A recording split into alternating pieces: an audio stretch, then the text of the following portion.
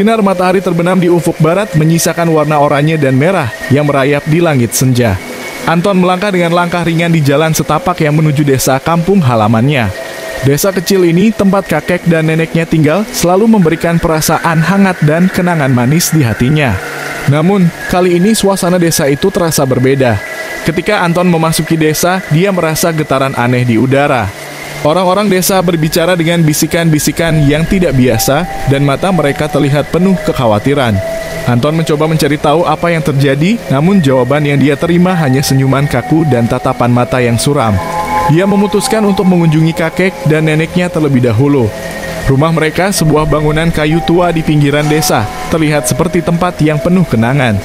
Namun, ketika Anton membuka pintu, atmosfer seolah-olah berubah. Suara langkah kaki di dalam rumah terdengar meskipun dia tahu tidak ada siapa-siapa di dalam. Kakek nenek panggil Anton dengan ragu. Tidak ada jawaban. Suasana hening terasa mencekam. Dia memutuskan untuk menelusuri setiap ruangan dan di ruang tamu dia menemukan foto keluarga yang ada di dinding seakan menyimpan cerita gelap. Foto-foto itu menunjukkan wajah-wajah yang tampak bahagia, tapi ada sesuatu yang aneh. Beberapa wajah terlihat kabur seolah-olah dihapus dari kenangan kolektif. Anton merasa getaran dingin merambat di punggungnya dan dia merasa bahwa desa ini menyimpan rahasia yang harus diungkap. Malam itu Anton memutuskan untuk bertemu dengan seorang tokoh tua yang dihormati di desa, Pak Surya. Dengan rambut putihnya dan mata yang dalam, Pak Surya duduk di balai desa yang kuno, di antara arsip-arsip yang berdebu dan buku-buku kuno. Anton, kamu membawa keberuntungan atau bencana tergantung pada niat hatimu, ucap Pak Surya serius. Anton bingung dan dia meminta penjelasan. Pak Surya pun mulai menceritakan kisah kelam desa itu tentang kutukan yang menghantui mereka selama generasi. Desa ini dulu subur dan damai. Namun, kejadian mengerikan terjadi bertahun-tahun yang lalu. Seorang pendatang yang gelap membawa kegelapan dan kematian. Pembunuhan brutal terjadi dan sejak saat itu roh-roh gelap berkeliaran di desa ini, jelas Pak Surya. Anton merasa ngeri mendengar cerita itu. Dia bertanya-tanya apakah kakek dan neneknya terlibat dalam kejadian itu. Pak Surya menyadari kekhawatiran Anton dan memberikan petunjuk bahwa jawabannya mungkin ada di hutan terlarang di luar desa. Jika kamu berani mengungkap kebenaran, pergilah ke hutan itu di malam hari. Namun, waspadalah, karena kegelapan itu memiliki kekuatan untuk menguji keberanianmu, kata Pak Surya dengan serius. Pada malam yang gelap, Anton memutuskan untuk memasuki hutan terlarang.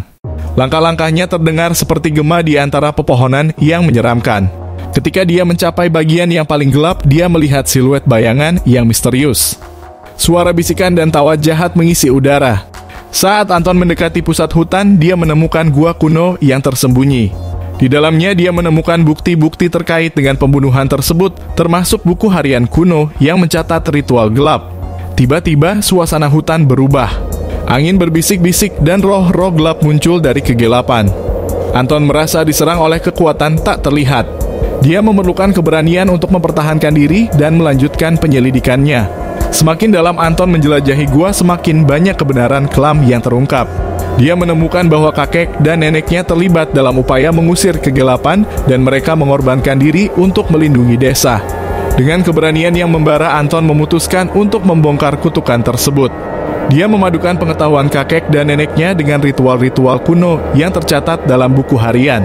Namun proses itu tidak mudah dan roh-roh gelap mencoba menghentikannya.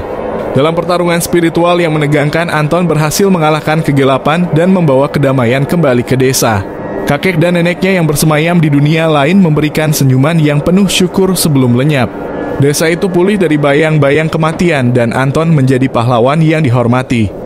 Namun dia selalu membawa kenangan tentang keberanian dan pengorbanan kakek dan neneknya yang mengajarkannya bahwa terkadang kebenaran mengharuskan kita berani menyelami kegelapan untuk mengungkapkan cahaya.